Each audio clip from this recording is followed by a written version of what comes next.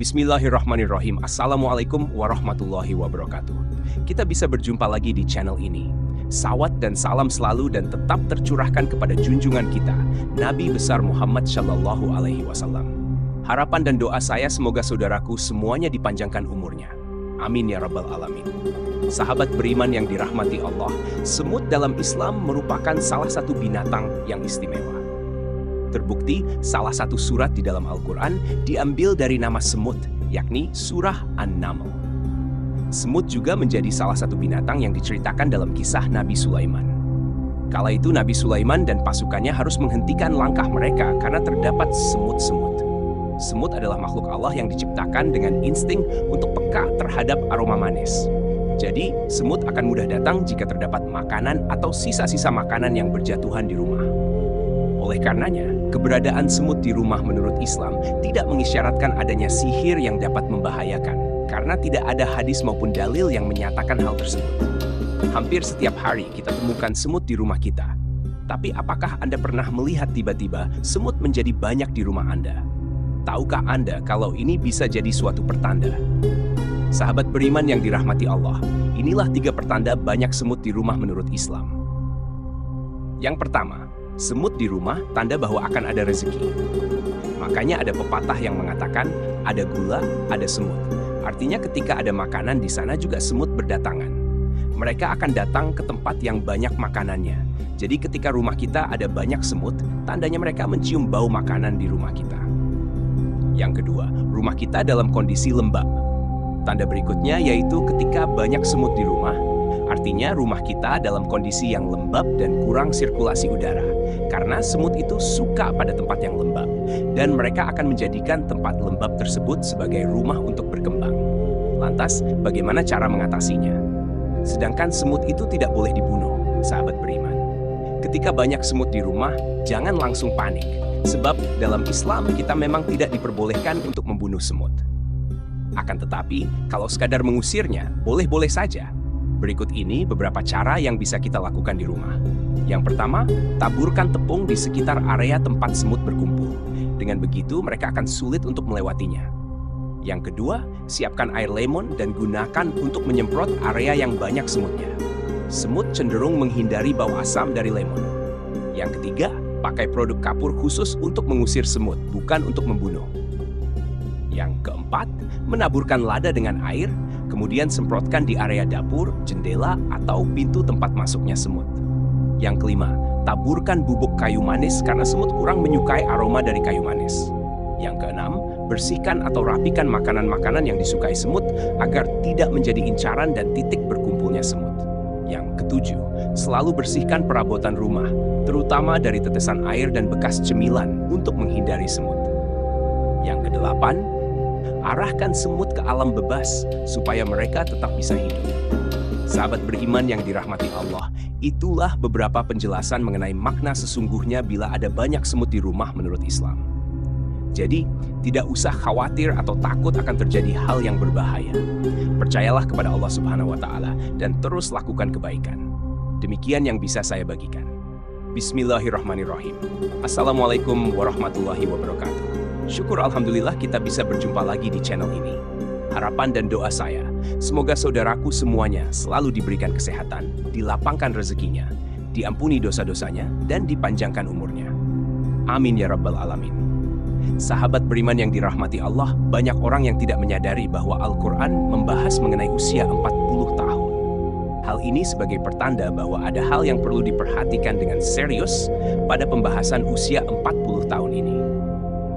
Allah Subhanahu wa Ta'ala berfirman, apabila dia telah dewasa dan umurnya sampai 40 tahun, ia berdoa, ya Tuhanku, tunjukilah aku untuk mensyukuri nikmat-Mu yang telah Engkau berikan kepadaku dan kepada orang tuaku, dan supaya aku dapat berbuat amal yang saleh yang Engkau ridhoi. Berilah kebaikan kepadaku dengan memberi kebaikan kepada anak cucuku. Sesungguhnya aku bertaubat kepadamu, dan sesungguhnya aku termasuk orang-orang Muslim. Quran Surah Al-Ahqaf ayat 19. Usia 40 tahun disebutkan dengan jelas dalam ayat ini. Pada usia inilah manusia mencapai puncak kehidupan, baik dari segi fisik, intelektual, emosi, maupun spiritualnya. Ia benar-benar telah meninggalkan usia mudanya dan melangkah ke usia dewasa yang sebenar-benarnya. Doa yang terdapat dalam ayat tersebut dianjurkan untuk dibaca oleh mereka yang berusia 40 tahun atau lebih, yang di dalamnya terkandung penjelasan yang jelas bahwa mereka telah menerima nikmat yang sempurna, kecenderungan untuk beramal yang positif, dalam mempunyai keluarga yang harmonis, kecenderungan untuk bertaubat, dan kembali kepada Allah Subhanahu wa Ta'ala. Pada ayat lain, Allah Subhanahu wa Ta'ala berfirman, "Apakah kami tidak memanjangkan umurmu dalam masa yang cukup untuk berpikir bagi orang-orang yang berpikir? Dan apakah tidak datang kepadamu pemberi peringatan?" Para ulama menjelaskan bahwa yang dimaksud dengan umur panjang dalam masa yang cukup untuk berpikir dalam ayat tersebut adalah ketika berusia 40 tahun. Imam Ibnu Katsir menjelaskan bahwa ayat tersebut memberikan petunjuk bahwa manusia apabila menjelang usia 40 tahun hendaklah memperbaharui taubat dan kembali kepada Allah dengan bersungguh-sungguh. Apabila hal itu berlaku menjelang usia 40 tahun, maka Allah memberikan janjinya dalam ayat setelahnya, yaitu kematangan usia 40 tahun adalah usia matang bagi kita untuk bersungguh-sungguh dalam hidup, mengumpulkan pengalaman, menajamkan hikmah dan kebijaksanaan, serta membuang kejahilan. Ketika usia muda lebih berhati-hati melihat sesuatu dengan hikmah dan penuh penelitian, maka tidak heran tokoh-tokoh pemimpin muncul secara matang pada usia ini. Bahkan lebih, Nabi Muhammad SAW pun demikian, sebagaimana yang disebutkan oleh Ibnu Abbas bahwa diutusnya Rasulullah yaitu pada usia 40 tahun. Nabi Muhammad SAW diutus menjadi nabi tepat pada usia 40 tahun. Begitu pula dengan nabi-nabi yang lain, kecuali Nabi Isa alaihissalam dan Nabi Yahya alaihissalam. Mayoritas negara juga mensyaratkan bagi calon-calon yang akan menduduki jabatan-jabatan elit seperti kepala negara harus setelah berusia 40 tahun. Masyarakat pun mengakui bahwa mantapnya prestasi seseorang tatkala orang tersebut telah berusia 40 tahun.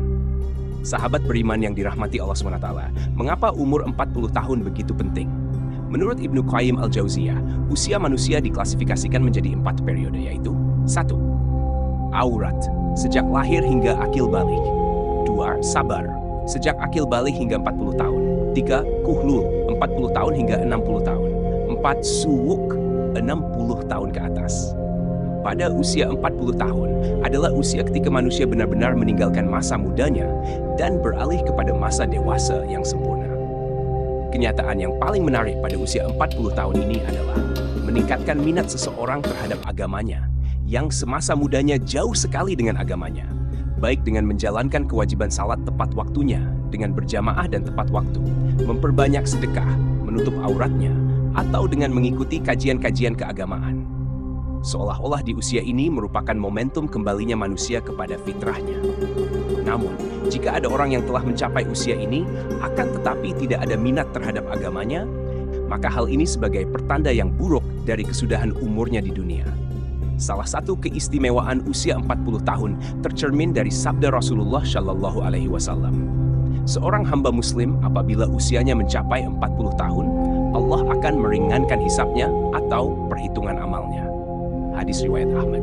Hadis ini menyebutkan bahwa usia 40 tahun merupakan titik awal seseorang memiliki komitmen terhadap penghambaan kepada Allah Subhanahu wa Ta'ala, sekaligus konsisten terhadap Islam, sehingga Allah Subhanahu wa Ta'ala pun akan meringankan hisabnya.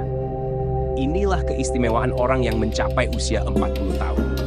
Namun, usia 40 tahun merupakan saat di mana orang harus berhati-hati. Ibarat waktu, orang yang berumur 40 tahun mungkin sudah masuk waktu senja. Abdullah bin Abbas mengatakan, barang siapa mencapai usia 40 tahun dan amal kebajikannya tidak mantap serta tidak dapat menyalahkan amal keburukannya, maka hendaklah ia bersiap-siap ke neraka. Imam Asy-Syafi'i tak kalah mencapai usia 40 tahun. Beliau berjalan sambil memakai tongkat.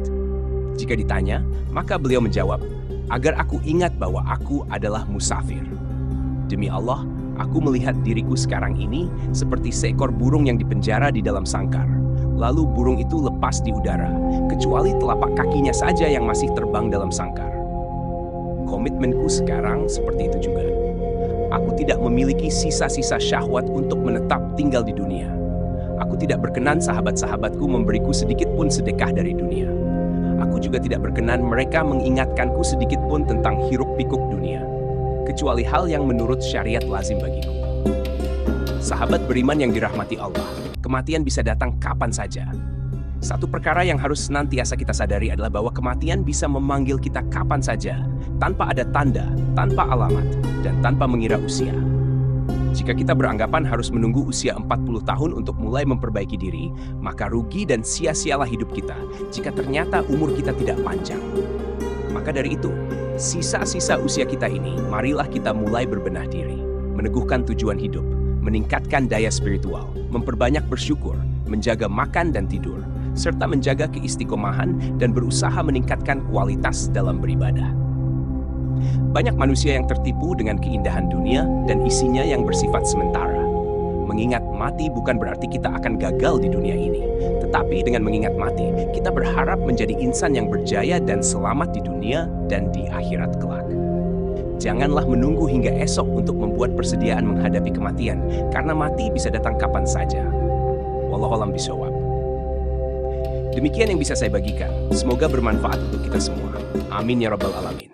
Assalamualaikum warahmatullahi wabarakatuh.